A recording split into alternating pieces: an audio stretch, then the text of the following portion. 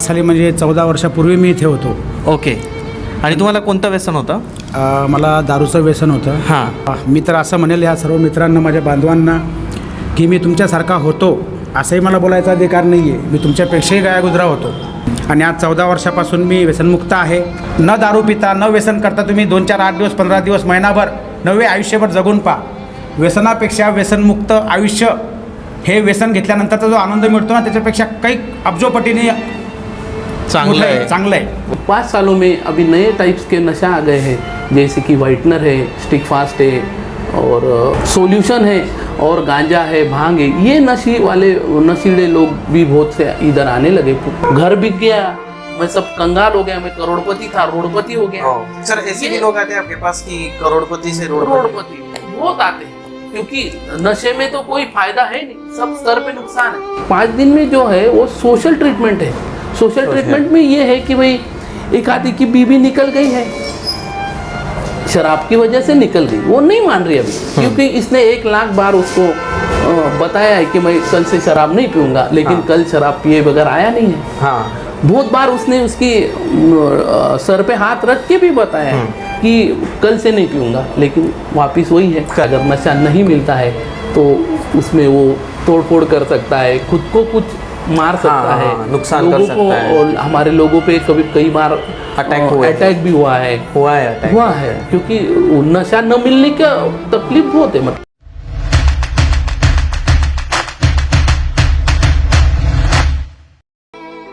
दोस्तों, आज का हमारा टॉपिक कोई बिज़नेस के ऊपर नहीं है. आज का हमारा टॉपिक है एक सोशल इशू के ऊपर. अगर हम आंकड़ों की बात करें तो हिंदुस्तान में 13 लाख लोग धूम्रपान की वजह से, 3 लाख लोग अल्कोहल कंजम्पशन की वजह से हर साल अपनी जान गंवाते हैं. टोबैको कंजम्पशन की वजह से कैंसर जैसे डिसीजेस होते हैं और ऐसे कैंसर की वजह से हिंदुस्तान में 3 लाख से ज़्यादा लोग हर साल अपनी जान गंवाते हैं. दोस्तों, ये समस्या बहुत बड़ी है, बट इस समस्या के ऊपर काम करने वाले लोग बहुत कम हैं.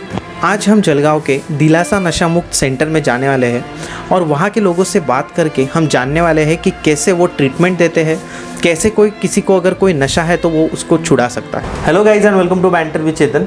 दोस्तों, जैसे मैंने आपको बताया कि नशे के कौन कौन से डिसएडवांटेजेस है, इंडिया में कितने लोगों को नशे से क्या क्या प्रॉब्लम हो रहे हैं. आज हम आए हैं दिलासा नशा मुक्ति केंद्र में, दिलासा नशा मुक्ति सेंटर में. आज हमारे साथ है सुधीर वसाने सर, जो बहुत सालों से नशा मुक्ति का काम कर रहे हैं. बहुत सारे लोगों को उन्होंने अभी तक अपनी ट्रीटमेंट दी है और सुधारा है. सर नमस्ते. नमस्ते.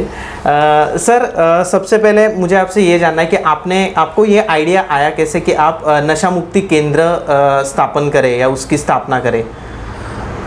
देखिए, बात ये थी कि हम जब कॉलेज में पढ़ रहे थे तो एनएसएस के माध्यम से सामाजिक कार्य में काम कर ही रहे थे. उसी वक्त हमारा एक दोस्त था जिसको नशे की आदत लग गई और वो नशे में इतना अधीन हो गया कि उसको एक सेंटर में हमें एडमिट करना पड़ा पूना में. तो वो पूना में एडमिट करके उसका ट्रीटमेंट चला, लेकिन दुर्भाग्यवश वो उसमें अंत हो गया. तो उसी टाइम से हमने ठान लिया था कि भाई ये समस्या बहुत गंभीर है. हाँ. तो इसमें अपने कुछ काम करना चाहिए. फिर जैसे कॉलेज ख़त्म हुआ तो जलगांव में एक नशा मुक्ति केंद्र था जहाँ मेरा परिचय हुआ और वहाँ पे हमने काम शुरू किया. वहाँ पे हमने 3 साल तक काम किया वो केंद्र में. ओके. फिर किस कारणवश वो सेंटर बंद हो गया. फिर हमारे जो सब समविचारी लोग थे हम, तो वहाँ से हमने फिर निश्चय किया कि भाई ये काम बंद पड़ना नहीं चाहिए, जो कि बहुत अच्छा काम चल रहा था, लेकिन कुछ वजह से बंद हुआ. फिर हमारे जो कुछ समविचारी लोग थे उन्होंने, और फिर जलगांव के कलेक्टर मैडम थी सुजाता सौनिक, उन्होंने हमें थोड़ा सपोर्ट किया और बोला कि भाई काम तो आप ही कर रहे थे, तो आप खुद क्यों नहीं चालू करते. तो उनकी शब्दों से प्रेरणा लेके और काम करने की आंतरिक इच्छा तो बहुत थी नशे के संदर्भ में.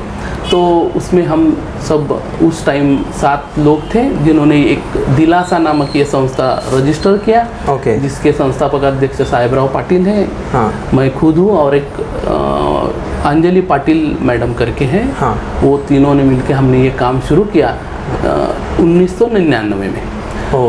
जब स्टार्ट किया तो हमारे पास 2 पेशेंट थे और सबसे पहले 2 पेशेंट पहले 2 पेशेंट थे। फिर वहाँ से जो ये प्रवास शुरू हुआ, तो आज मतलब 25 साल में यहाँ पे कम से कम 60 से 70 लोग हर महीने ट्रीटमेंट लेने आते हैं जी।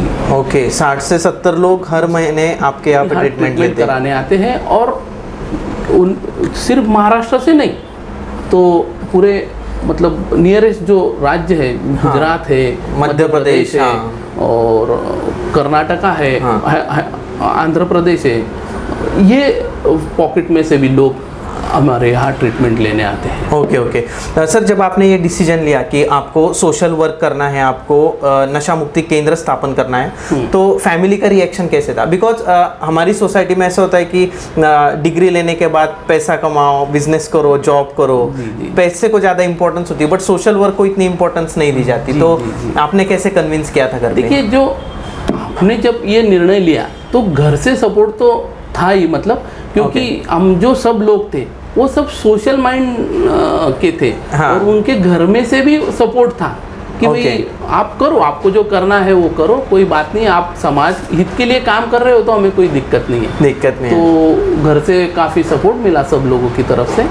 और उसी की वजह से ये सब हो पाया, क्योंकि आजकल ऐसा है कि भाई नौकरी के पीछे सब भागने वाले हैं। और देखिए, हमने जब शुरू किया ये काम 1999 में, तो कोई सपोर्ट नहीं था। हम सब लोग जो आए थे वो मतलब मिडिल क्लास की फैमिली से थे, तो पैसा भी बहुत लगने वाला था। लेकिन हमने ये तय किया कि भाई 1-2 साल तक तो सब लोगों से चंदा इकट्ठा करके काम करेंगे। और उसमें हमें बहुत सपोर्ट भी मिला, राजकीय स्तर पे भी मिला, सामाजिक स्तर पे भी मिला, लोगों ने बहुत सारी हेल्प की, और तब जाके ये काम आपने स्टार्ट किया। ओके, मतलब फैमिली, सामाजिक, राजकीय तीनों सपोर्ट के साथ आपने ये काम स्टार्ट किया।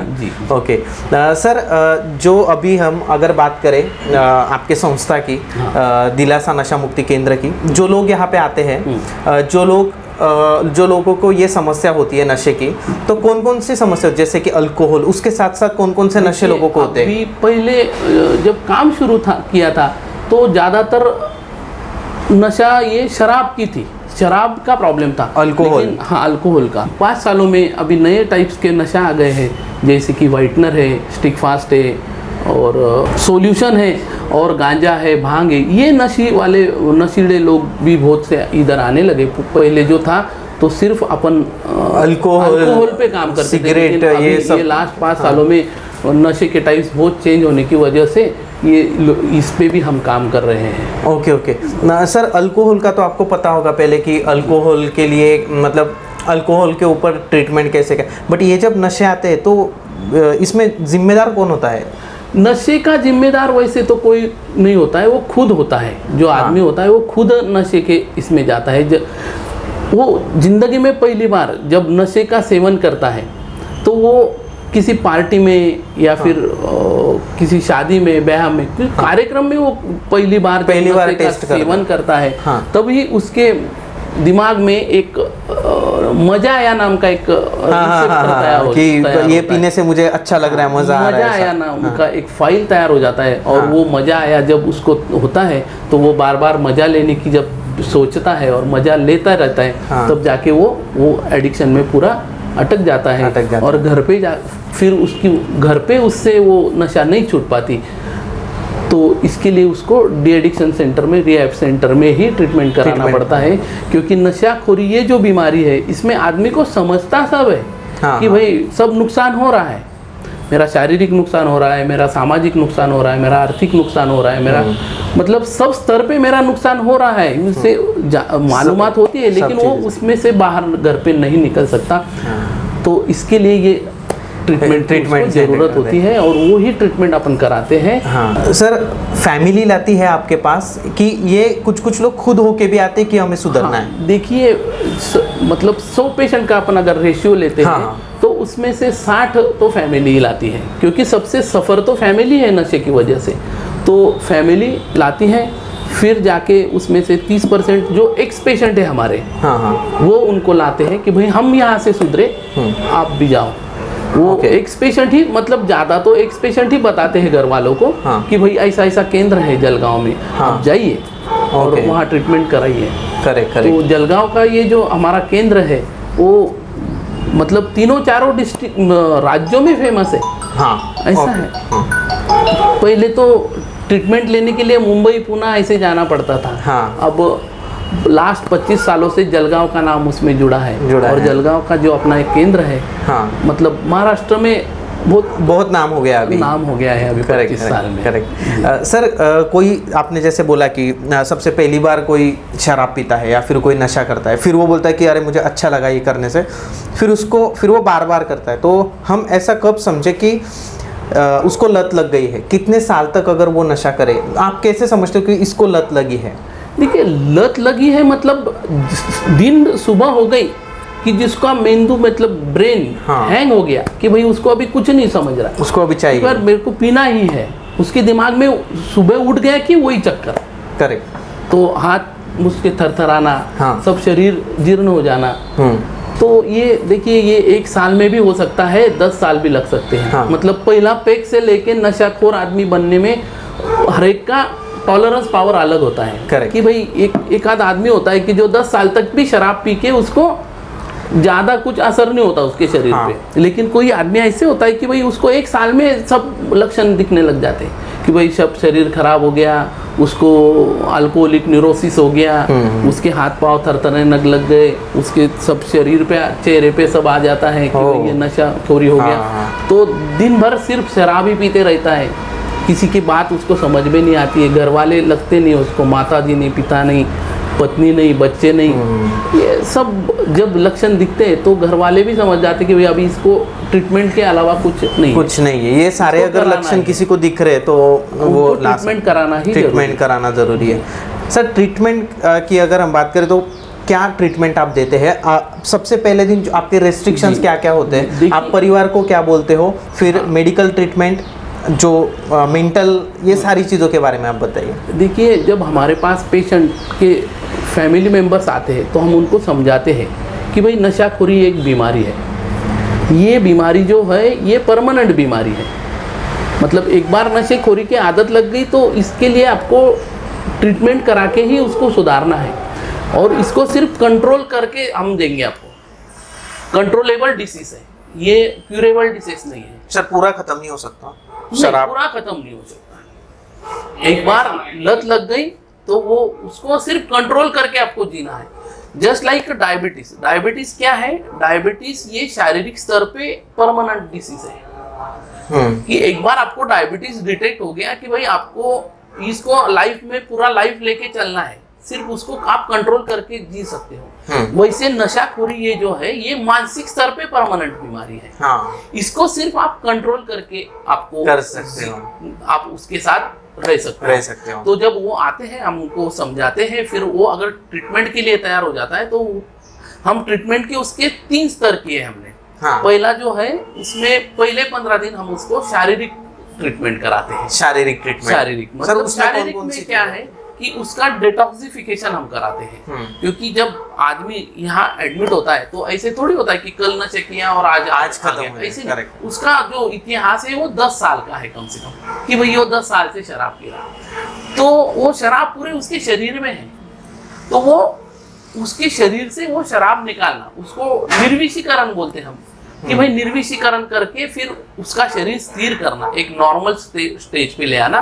क्योंकि सब उसके मेडिसिन से अलग अलग वो जो हमारे डॉक्टर है वो सब कराते हैं उसको, तो उसमें उसका शरीर में का पूरा अल्कोहल बाहर निकलता है, डिटॉक्स उसको बोलते हैं।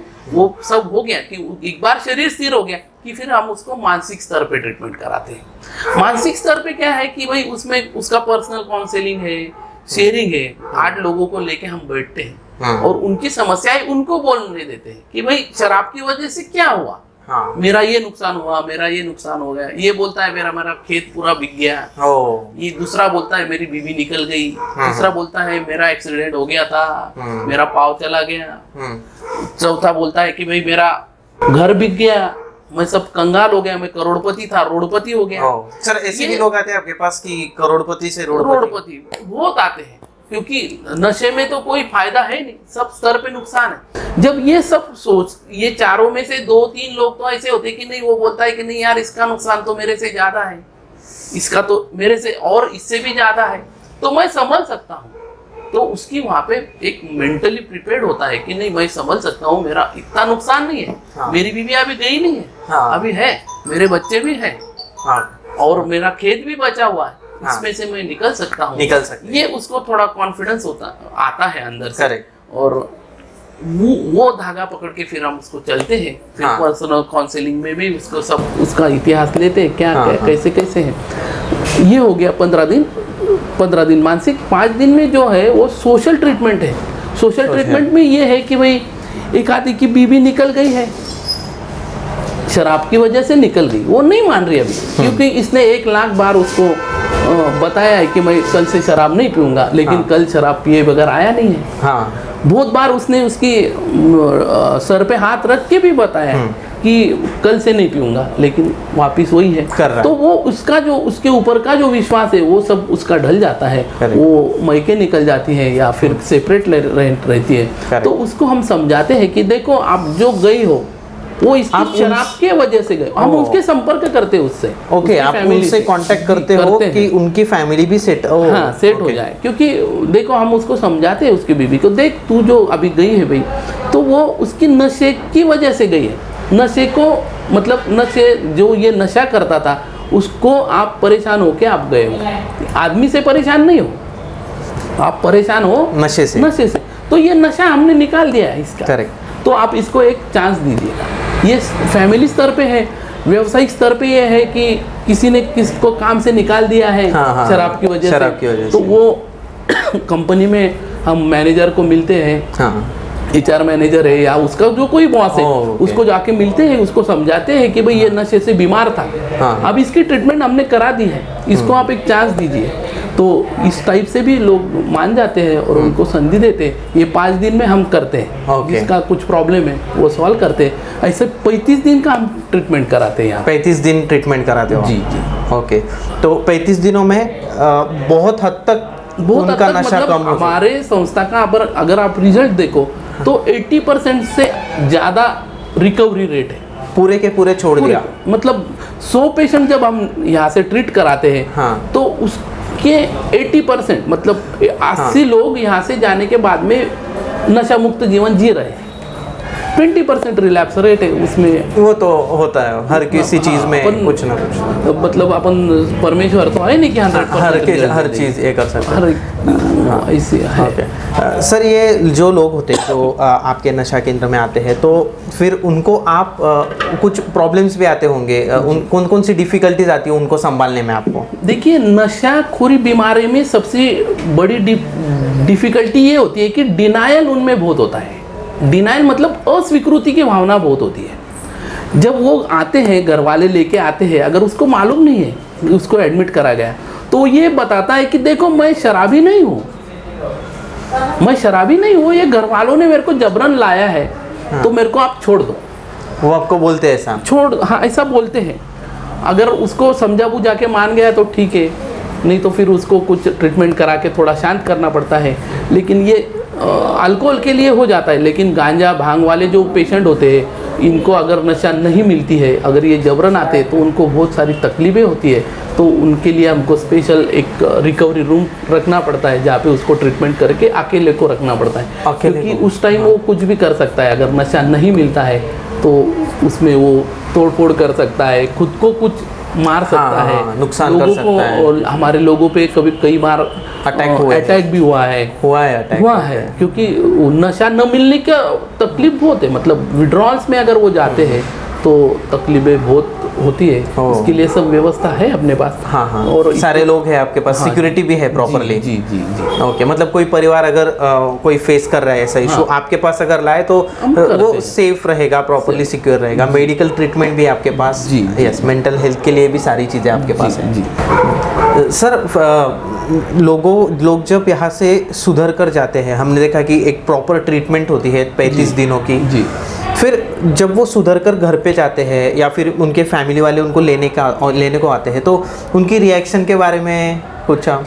देखिए फैमिली के रिएक्शन के बारे में जो है वो हमारे साथी है साहेबराव पाटिल, वो आपको उनके अच्छे बताएंगे। तरीके से बताएंगे। हाँ, हाँ। तो अब वो ज़्यादा डील करते जी, होंगे जी, उनके फैमिली के साथ संदर्भ में बातें वो, discuss- और वो मैडम है वो आपको इस तरह हाँ हाँ हाँ ये हाँ, वो आपको सारी बता चीज़ों के सकते बारे में ज़्यादा बताएं। तो दोस्तों अभी सुधीर वसाने सर के बाद उनके जो पार्टनर है जो संस्था में उनके साथ काम करते हैं साहेबराव पाटिल सर हमारे साथ है।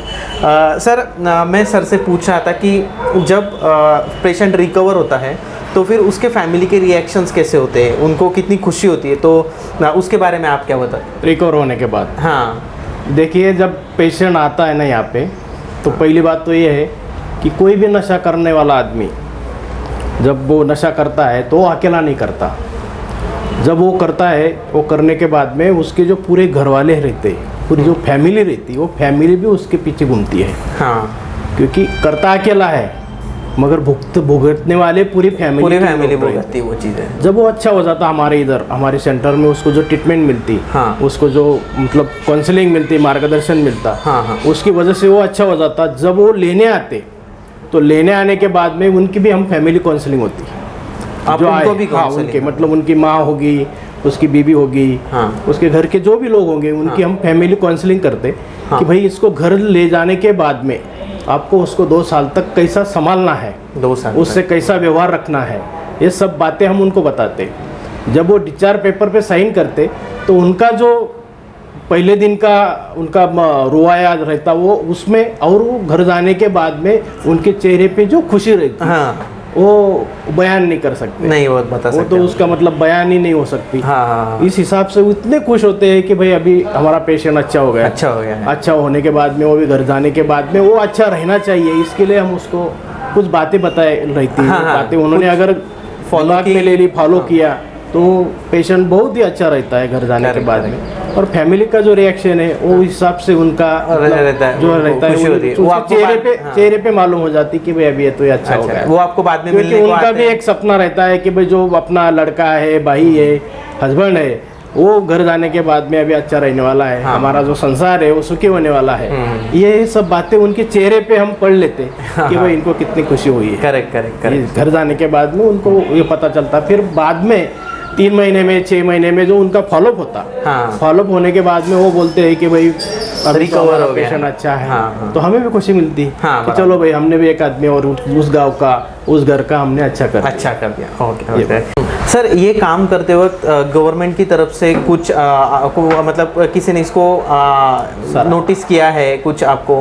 किया है ना, क्योंकि गवर्नमेंट के जो लोग हैं हाँ हाँ वो तो मतलब सामाजिक स्तर पे या शासकीय स्तर पे लोगों ने भी ये काम देखा है। और जब भी काम देखा है ना तो सब शासकीय स्तर पे तो हमें संस्था के लिए मतलब संस्था के लिए राष्ट्रपिता महात्मा गांधी अवार्ड मिला है ओ संस्था को। ये ट्रॉफी ये ट्रॉफी उसकी है। ओके। और वैयक्तिक स्तर पे व्यसन मुक्ति सेवा पुरस्कार बोलते हैं उसको, महाराष्ट्र गवर्नमेंट का। हाँ, हाँ। वो भी हमें मिला है। ओके। हाँ, हमारे जो संस्था के उपाध्यक्ष है सुधीर भाई वसाने, उनको वो पुरस्कार वैयक्तिक स्तर पे मिला हाँ है। हाँ ओके। और जिला स्तर पे हाँ। जो जिनका समाज कल्याण कार्यालय है उनके तरफ से जो प्रोग्राम्स होते हैं वो हाँ। प्रोग्राम में भी हमको मतलब सम्मानित किया जाता है। सम्मानित किया जाता कि है भाई आप हमेशा। अच्छा काम कर रहे हैं। ओके। इस हिसाब से उनके तरफ से भी, अब जहाँ जहाँ भी अपन जाते हाँ। समाज की तरफ से या शासन की तरफ से हाँ। ये बातें हमें आपको की जाती है। ओके। सर अभी एक आखिरी सवाल है जो मैं आपसे, आखिरी 2 सवाल है। एक सवाल ऐसा कि हम ये जो समस्या है नशे की, ये कौन से स्तर में है? हम कहते हैं हायर क्लास, जिन लोगों के पास बहुत सारा पैसा है वो भी नशा करते हैं, ऐसा नहीं कि वो नहीं करते।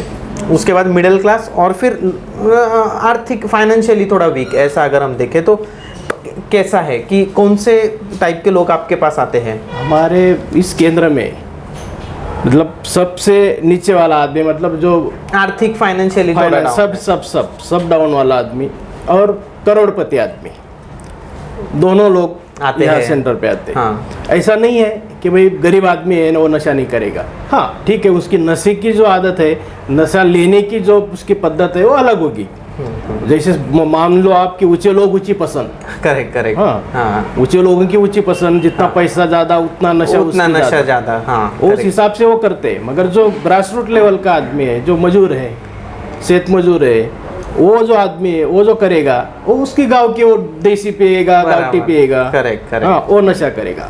करते हैं सब, नीचे से लेके ऊपर तक। करेक्ट। बात ये है कि जो नीचे वाला आदमी है या पिछड़ा आदमी है, वो आदमी आने के बाद में वो बोलता है कि भाई अभी मुझे नशा छोड़नी है। जो बड़े लोग हैं वो नशा मुक्ति केंद्र में क्यों जाएंगे? वो तो ये बोलते हैं कि भाई नशा मुक्ति केंद्र में जाएंगे तो अपन तो फेमस हो जाएंगे।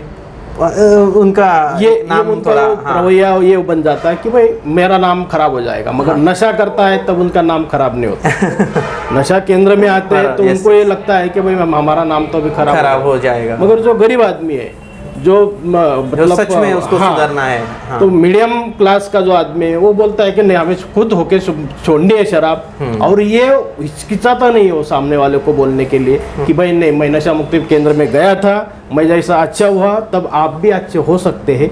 ये 4 लोगों को बोलता है। ये बात है वो नीचे वाले लोगों की और ऊपर वाले लोगों की। करेक्ट करेक्ट, ठीक है। सर आप जो काम कर रहे हो पूरे महाराष्ट्र में, और जैसे सुधीर सर ने बताया कि महाराष्ट्र के बाहर भी बहुत सारे स्टेट से आपके यहाँ पे पेशेंट्स आते हैं, आप उनको भी सुधारते हो। सर बहुत अच्छा काम आप कर रहे हो, आपको ऑल द बेस्ट ये करने के लिए, और बहुत सारी शुभकामनाएं। अगर किसी को आपको हेल्प करना है तो कौन सा जरिया है कि जिससे वो आपको कौन कौन से स्वरूप में आपको हेल्प कर सकते हैं? देखिए अभी ये जो सेंटर है हमारा जलगांव का, ये सेंटर नॉन ग्रांटेड सेंटर है, उसको कोई गवर्नमेंट की ग्रांट नहीं मिलती। जो हमारे इधर जो लोग आते हैं, पहले से मैंने जो आपको पहले बताया कि मीडियम क्लास के जो लोग आते हैं उनका ये रहता है कि इधर की जो फीस है वो भरने को भी उनके पास पैसा नहीं रहता है। हाँ, तो समाज में बहुत ऐसे लोग हैं कि वो देने के लिए तैयार है, मगर उनके पास ये काम जो है करने वाला वो काम पहुंचता नहीं।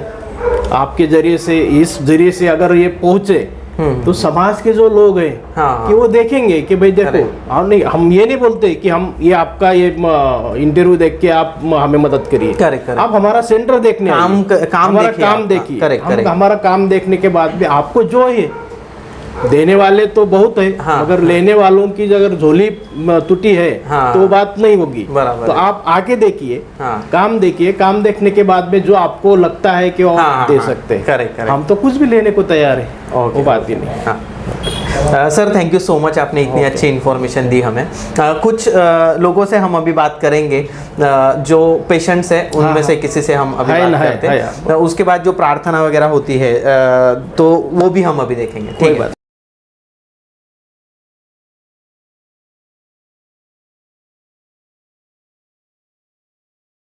मैं अंजलि पाटिल, सचिव दिलासा नशा मुक्ति केंद्र जलगांव।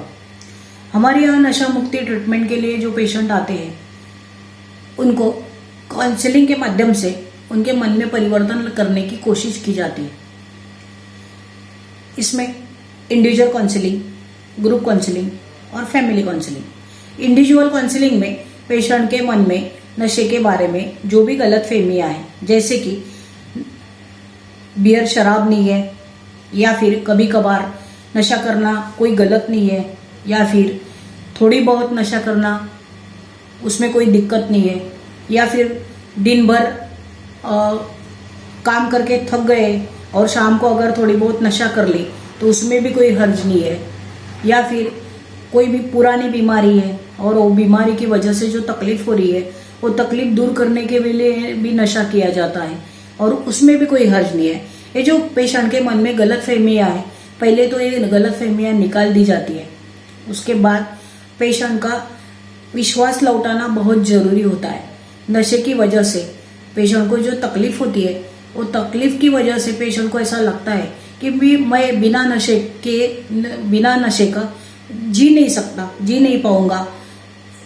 उनका ये जो विश्वास कम हो गया है, उनको विश्वास दिलाना ज़रूरी हो जाता है कि बिना नशे के भी आप अच्छे से जी सकते हो, उल्टा बिना नशे के ही आप अच्छे से जी सकते हो।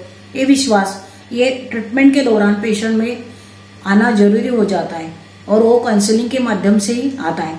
उसके बाद ग्रुप काउंसलिंग में लोग अपनी बातें एक दूसरे से शेयर करते हैं और वो शेयरिंग में ही उनको धीरे धीरे ये विश्वास वापस आना शुरू हो जाता है कि जब शेयरिंग किया जाता है तो शेयरिंग में एक दूसरे के अनुभव से पेशेंट को ऐसे लगने लगता है कि मेरा तो ये जो सामने वाला बात कर रहा है उससे कम नुकसान हुआ है, मुझे तो कम तकलीफ है।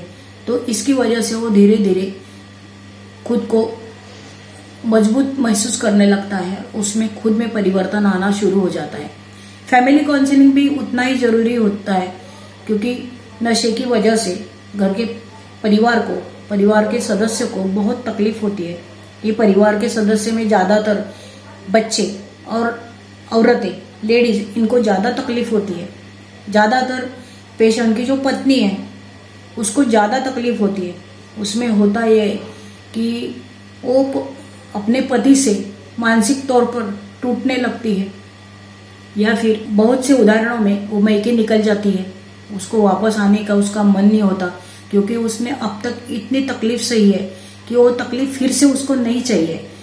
या फिर बहुत उदाहरणों में तो ऐसा भी होता है कि बीवी उनका जो रिलेशन है, उनका जो रिश्ता है वो टूटने तक की नौबत आ गई होती है।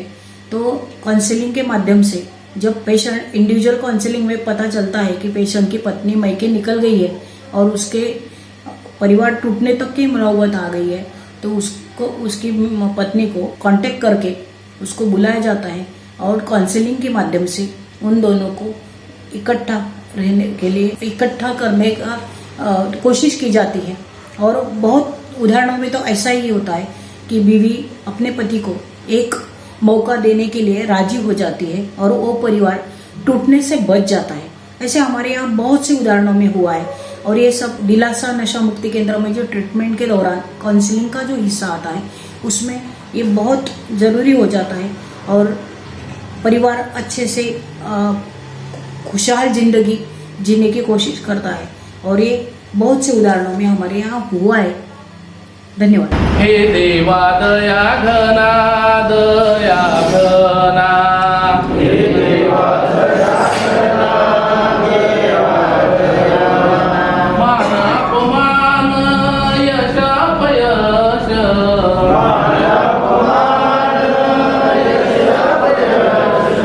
यांना पचविण्याची शक्ती दे आम्हास,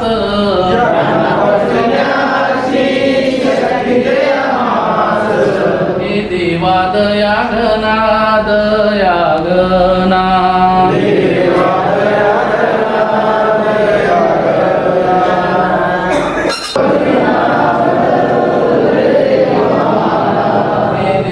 दया घना, दया घना,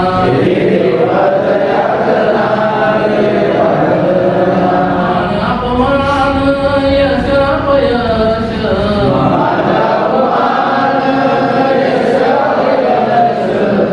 व्यसन म्हणजे काय कुणाला सांगता येईल का?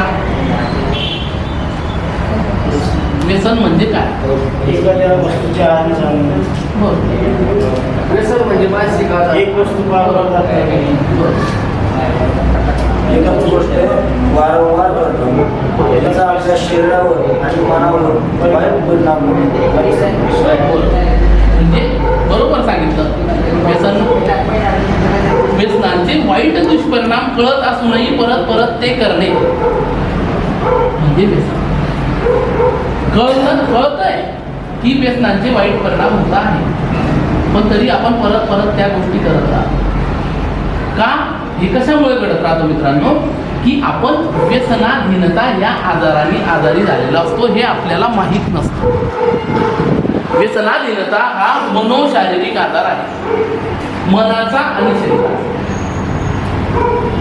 सामान्यपणे माणूस हा शरीराने आजारी पडतो किंवा मनाने आजारी पडतो. सामान्य माणूस जर तुम्ही बघितलं तर तो शरीराने जर आजारी झाला तर शरीराचे 1000 प्रकारचे आजार आहेत.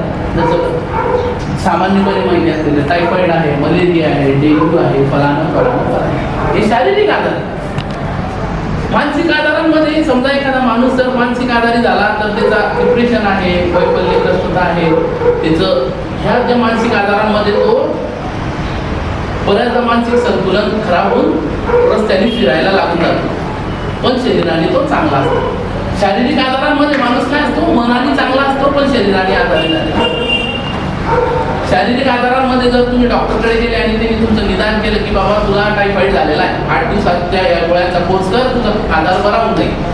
आपण 8 दिवसाचा कोर्स केल्यानंतर आपण बरे होऊन जातो का नाही?